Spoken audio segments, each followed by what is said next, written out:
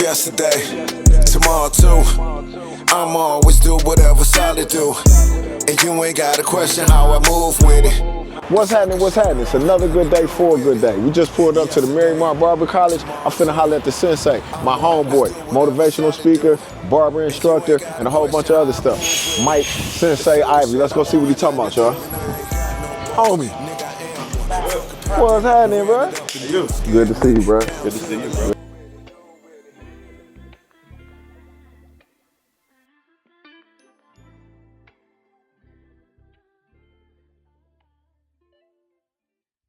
What you been up to? Man, pushing through. Pushing through? Yeah, why don't you tell everybody a little something about you as far as a little quick background into who you is and where you got to where you go before I give them the answer, you know? Man, I done lived about 4 different lives. I done been 4 different lives, man. But since meeting you, you know, we met in Barber College. Yes, sir. So from barber. Shout out to the home. Right. Barber instructor, from barber instructor to director of education. Okay. As far as in the barber field. Outside of that, some people say life coach, motivational speaker, mindset coach. All that. I don't know which one to reach for, but answer to all of them? Yeah, I answer to all of them. Yeah, for sure. Sure. So it's a ton. You got 76,000 people on Instagram that might not know you for where we sitting out here. Ain't never seen you cut a head or never seen you touch a class. Never. Teach a class, I'm sorry. But what they do know you for is these quotes, these motivational speakers. You getting booked to speak to crowds and everything. Let's talk about that, what took you down that road, and the possibility of that being the end all be all, so to speak, or the takeoff point. You know what I'm saying? What does the speaking mean to you, and where did it come from, and what turned you into that direction? It was by accident. I can believe that. You know, I can't really sit up here and be like, yeah, I always had this plan out. Like it was captions. Yeah, because it's like at a certain point in life, we always say what we ain't never gonna do. Like, man, I ain't never gonna, or we just speak in terms and not even understanding. Sometimes you don't know where the universe is gonna choose, you know, to put you at. So I actually started here, you know, like maybe my first year as an instructor. Okay. I recorded myself because I was looking to critique myself because I was trying to learn how to speak in front of groups of people. To be good for this job? Yeah. Okay. Because, you know, I'm trying to be an example, but I'm still using a lot of ands. Okay. Know what I'm saying? Know what I'm saying? Know what I'm saying? Okay. Sometimes we don't pick up on that just in common conversation, you know, but I really started to critique myself, and then it get aggravating when somebody say, nah, I mean, nah, I'm saying, feel me after every sentence. Okay. So I knew from a professional standpoint and being a teacher, like, I got to polish up. So I just recorded myself one day, and I never posted a video to Instagram or nothing, but I said something in the video that kind of caught me. Okay. And I just chopped it to a little, this back when the attention span would still take a 1 minute clip. Okay. Now 1 minute clip, you done. We not watching 1 minute. Yeah, you know what I'm saying? Yeah. Right. I put 1 minute clip up and I got a reaction, you know, from some people I knew, some people I never knew before, but they was like, no, this good. You know what I'm saying? So I'm like, all right, I'm gonna try it again. So I would just, no tripod, no nothing. Just prop my phone up on my desk and just talk. Right. Now I throw it up there, but I was inconsistent, and people would come to me and be like, yo, what's up, where the videos at? Right. But at this time, I'm like, people really paying attention? You know, so a homie of mine that I went to John Hay with, he had just got out of the federal penitentiary. Okay. He in the halfway house DMing me. Where is he that? like, yo, I'm gonna be your manager, you gonna do this, you gonna be speaking. Right.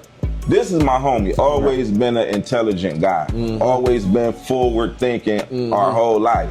But I'm like, is he tripping? Mind you, this is before reels and this person and that person. Like none of this even exists. So his vision, I'm like, but he was so adamant about it. Right. He hit me with books to read. You know, I always been a reader. He like, yo, read this book. read this book. We gonna do this, we gonna do that, and this gonna be and I'm like, all right, bro. Whatever, come on. But he already had it in his mind. He had the vision. Yeah, so fast forward, he like, you scrambling around talking about what your next move is, and you got $1 million in your head. He like, man, what you doing every day, like people gravitate to that. Like you not keying in. That's the reason why we here. I mean, I know you're my homeboy anyway, but that's the reason why we here. Yep, so my same homie had been out, and by this time he probably been out like 3 years, but he been on me the whole time. So me and him get on the phone January 1st of 2022. And we just put together a plan, like, we gonna get on, we gonna post this, we gonna post that, and even with the fashion, I used to put up videos and people like, oh, that jacket crazy. And then I'd be hitting them like, bro, they looking at the jacket. They ain't paying attention to nothing I'm talking about. But it don't matter. But he used to tell me, he like, oh, that's the hook. Yeah, that's give him more jackets. Yeah, give him more jackets. I want to go on a white tee because I'm like, listen to what I'm saying. He like, no, if they coming for let them think they coming for your jacket or your shirt. And then they gonna leave with the message. So he like, more, give them more. Matter of fact, start incorporating that into your story. So we had like a whole plan, like other things that I normally do, like dressing, books, reading books. I post books, you know what I'm saying? I post different, words or whatever, and we just started working. And I was at 2,000 and something followers, wondering why every 8th grader in the city was at 10K. And I'm like, what's the, is this sauce? Is this the magic? Yeah. Like, what am I doing wrong? Or you know what I'm saying? Because I know I'm grinding. Like, I'm getting up every single morning, getting outside, like posting. I'm grinding. And I'm at like 2,000 and something followers for a long time. And then all of a sudden, probably a year later, almost to the matter of fact, February of 2023, when All-Star was in Cleveland. That was when All-Star Baseball was in Cleveland, wasn't it? I posted. No, basketball. What was 23? Was it 2023 or 22? It might have been 22, I think. It was 22. One of 22 them. for sure. But that's when I just posted, and I had a post. It went out the algorithm. It jumped back in the algorithm, and it just got to clicking. One post did, though. I'm thinking it's about to stop. Yeah.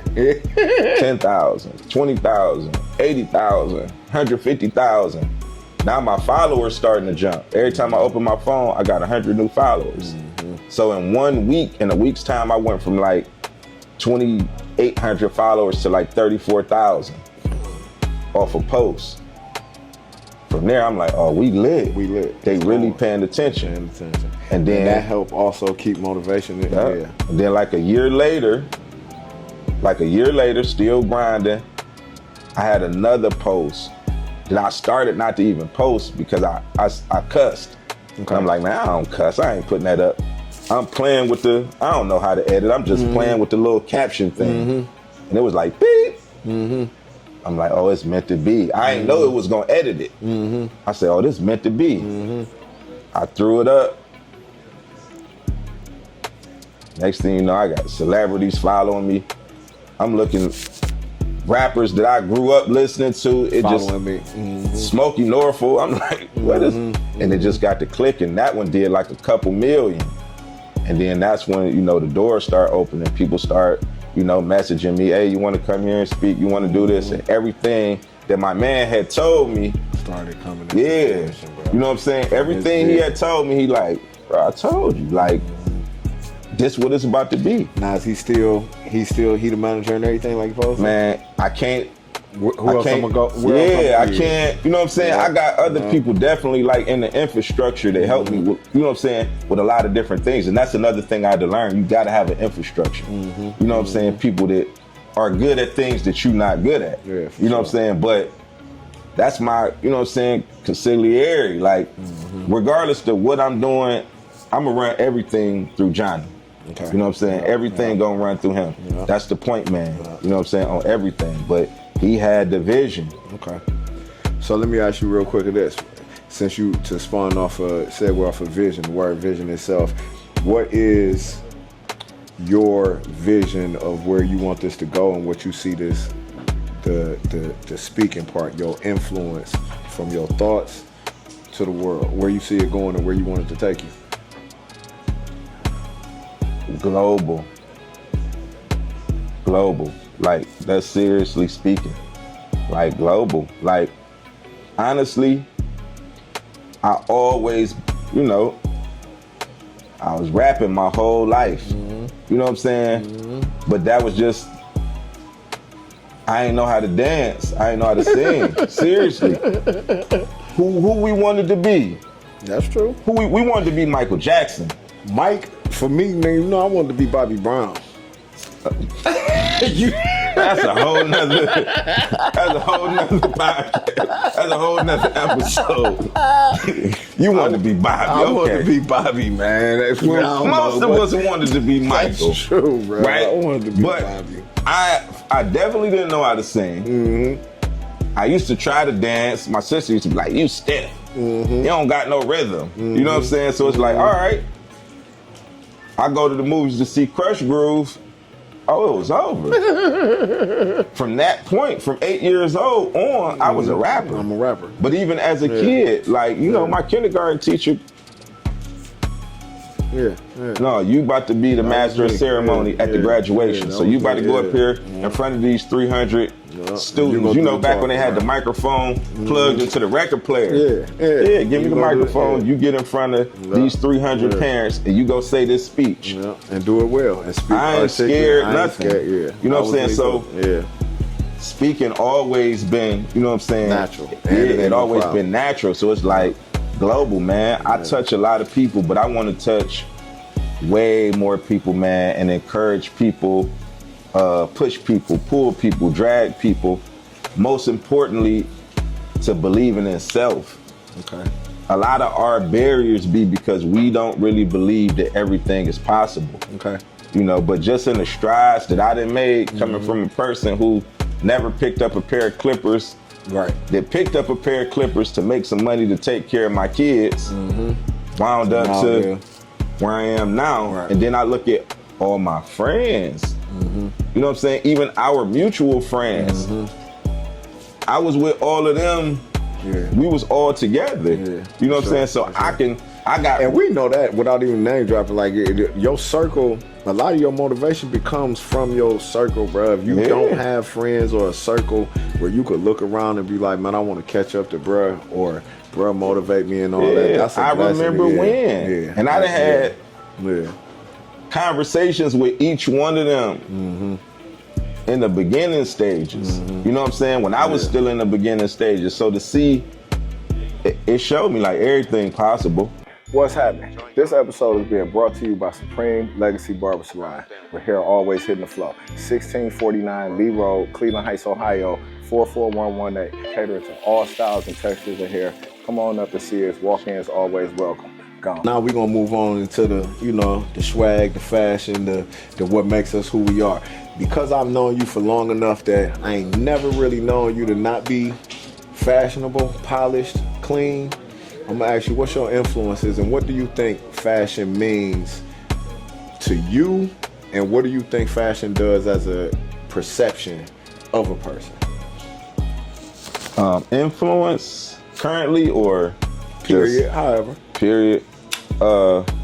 My mother, that's my number one influence. Okay. You know what I'm saying? My mother was always fly. Yeah. Really? Yeah. Ahead of her time. Okay. Like ahead of her time with like everything. Like I got pictures of my mother from 86, 87. Fly. With the, speedy bag. You know what I'm saying? Back then, monogram, speedy bag.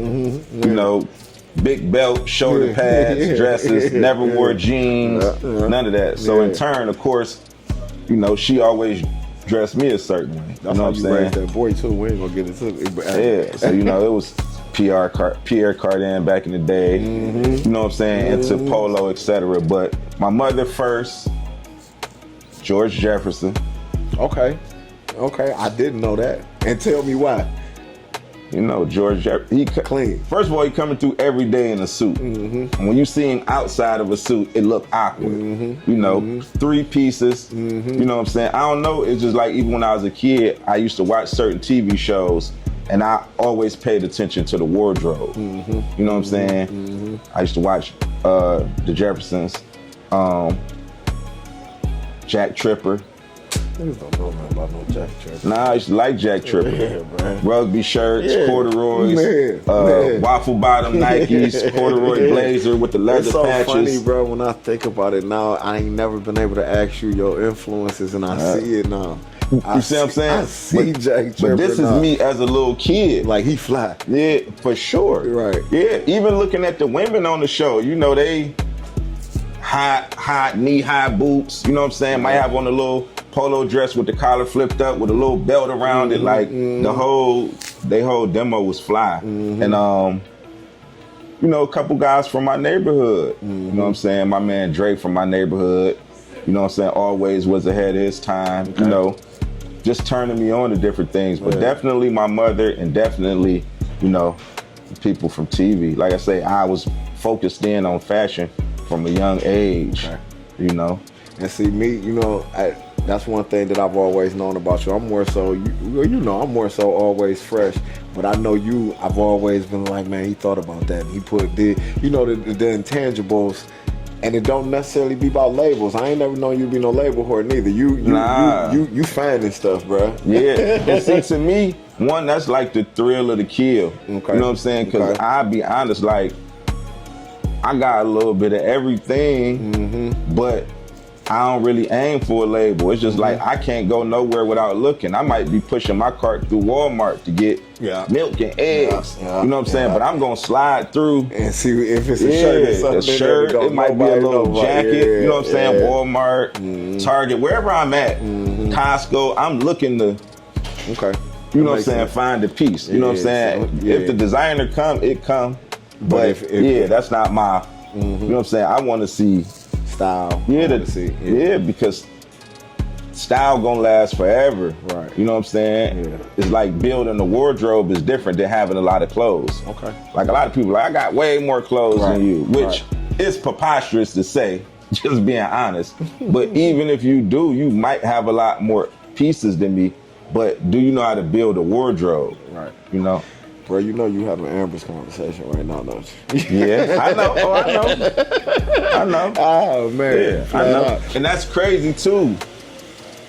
Because I probably ain't seen your son since he was probably in high school. But I've been seeing him since he probably was in elementary. They was little sixth grade. Like, but when he used to come through, he used to be swaggy. Like, even, you know what I'm saying? Because I remember we was downstairs, he had the pink Nike Elite socks on. And I'm looking, I'm like, all the kids wear the Nike Elites, but he had the pink joints on, but he always had a little, you know, like swag about himself. Sure. All right, so tell me this part then. What do you think it is, in your opinion, what do fashion tell you about a man or woman? And what I mean by that is how we, whether it's good or bad, prejudge, but what do fashion, like when a person see you, what is it that if I just saw you for the first time, this is what I want you to think about me? Attention to detail. You know, attention to detail. Me, from a personal standpoint, I'm gonna see it all the way through. Okay. You know, I'm gonna see it all the way through. Like, it could be anything. It could be a flower in my lapel. Like, if I don't got it, I'm not gonna wear the suit. And I have everything else. But the flower on the lapel. Yeah, if I don't got the one that I want, like, I'm not gonna wear it. You know what I'm saying? So with a person, attention to detail, level of creativity, you know what I'm saying? Your ability to think outside the box. Okay. Like we said, we'll start from where I personally met you and where we, you know what I'm saying, where we locked in at.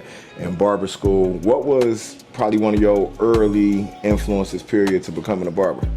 I was honestly, man, I became a barber by trade. I always say, like, you got barber by nature, barber by trade. Meaning you, for instance. Okay. When I met you, like, I was in barber college, I probably was like 3/4 of the way through when you came through. Yeah. But you love to cut hair. Definitely. You know what I'm saying? I still do too. Right, you like Still do. you love to cut hair. I started cutting hair because just like all the other things I did growing up, whether it was good or bad, it came from watching other people. Okay. Watching other people, hanging out in the barbershop every day because I lived across the street from the barbershop. Yeah, and it was right like there on the corner of Arlington. Yeah. So my house was literally directly across the street. Yeah. So I'm hanging, I'm doing everything the barbers is doing, but every 30 minutes somebody pulling out a knot, giving somebody some change or taking some money. And it didn't take long for me to be like, hold on, I'm the only person in here. Ain't pulling out no bread. Or collecting none. You know what I'm saying? So that's just not my nature. I can't be around money flowing and not getting no money. You know what I'm saying? And then I was already, doing different things. Man, I was hustling so many different things, cutting grass, selling t-shirts, selling, I did so many things because I was tired of the job market and getting turned down for jobs and people waking up on the wrong side of the bed firing me. You know what I'm saying? So it's one of the things where it's like, I could work for myself. So yeah, I'd say barber by trade. So let me ask you this about in our industry, in the barber industry, what would be some of your pros and cons as far as differences, man, that we seen when we were students to you being an instructor, me being a shop owner and running, you know what I'm saying? What's different about the barber game now in our industry from then to now? Some of the big differences. Big difference is to me, you know what I'm saying? When we was in school, being able to work in the shop without a license was like, wasn't happening. It wasn't even really no use to you pulling up on the owner, even asking, because it was like. And charging. Yeah. No, the students now be charging full price like they in barbershops.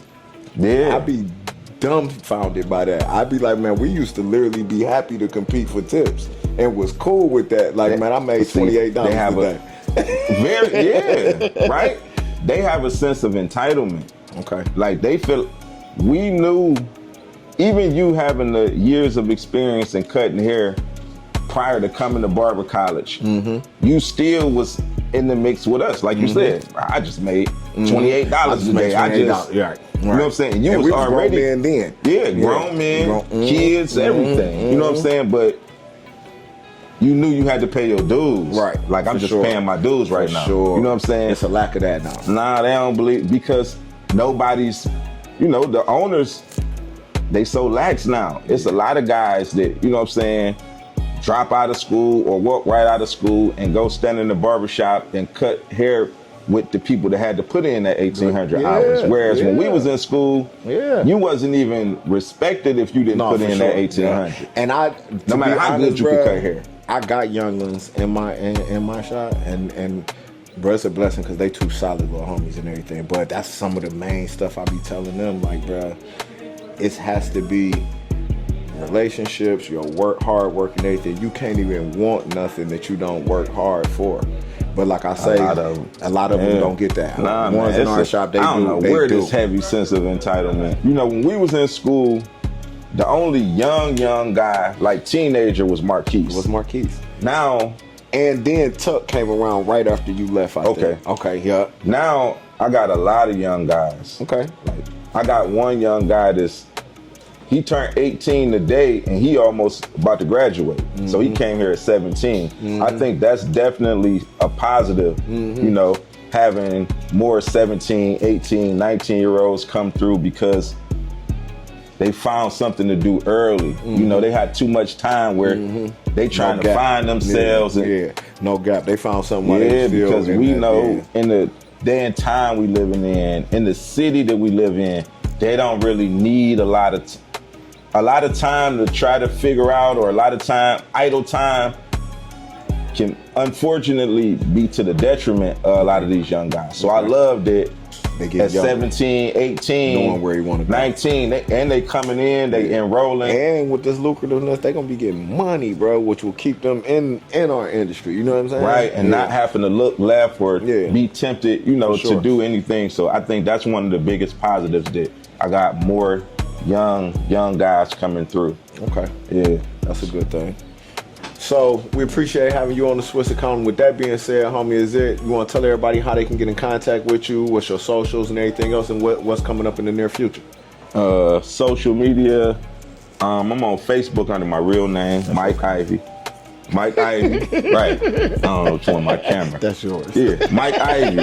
On Facebook, on Instagram, Ivy League, IVEY League _ Same thing on TikTok. Moving forward, man, the book. Oh, it's the book. The book. Tell me about the book. The book. The book is called The Bus Builds Character. The Bus Builds Character. Yeah, The Bus Builds Character. You gotta tell us about the book a little bit, bro. The Bus Builds Character is basically talking about, my peaks and valleys. Mm-hmm. My peaks and valleys, and during a lot of them peaks and valleys, I was literally on the bus. Okay, building character. Yeah, I was on the RTA. Yeah. You know what I'm saying?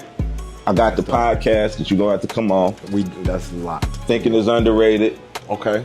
You know what I'm saying? Yeah. Thinking is underrated, and that's kind of self-explanatory. That's self-explanatory. A lot of the stuff that people do nowadays, I really believe that thinking is underrated. Okay. Yep, yeah. But yeah, I can't wait to be a guest on that. Yeah. So yeah, you hear, man, the Sensei, he got a lot of stuff going on. He did a lot of stuff that put him to this point, and there's a lot of stuff that's coming in the future. He got the book and got his own podcast. So we're gonna be looking out for The Bus Builds Character. And what's the name of the podcast again? Thinking is underrated. And Thinking is Underrated. So as we always do, you are Tomas. Another good day for a good day. I'm Swiss, and this is the Swiss account. I appreciate you, dog. Appreciate you. Love, bro. For sure. All right, bro. As a part of the Swiss account, what I need you to do is sign this card. Let me get that John Hancock, that autograph, man, as a memory for me and everybody at the Swiss account, bro. We appreciate you. Appreciate you.